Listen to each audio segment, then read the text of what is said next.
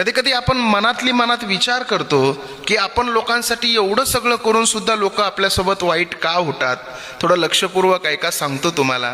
काय झालं बघा, एका ओढ्याच्या काठाला एक विंचू होता. विंचवाला तो ओढा पार करायचा होता, परंतु पाण्याचा वेग जास्त असल्यामुळं त्याला ओढा पार करता आला नाही. त्याच ओढ्याच्या बाजूला एक बेडक बसलेला होता.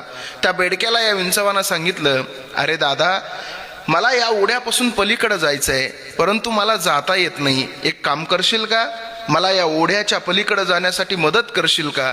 त्यावेळेस बेडक काय म्हणाला माहितीये, बेडक म्हणाला, अरे विंचवा, मी तुला या ओढ्याच्या पलीकडे जाण्यासाठी नक्की मदत केली असती, परंतु तुझा स्वभाव आहे डंक मारण्याचा.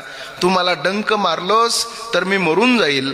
त्यावेळेस विंचू म्हणायला लागला, अरे बेडका, मी कसा तुला डंक मारल. ओढ्याच्या पलीकडे जात असताना मी जर तुला मध्येच डंक मारला तर तू बुडशील, पण तुझ्यासोबत मला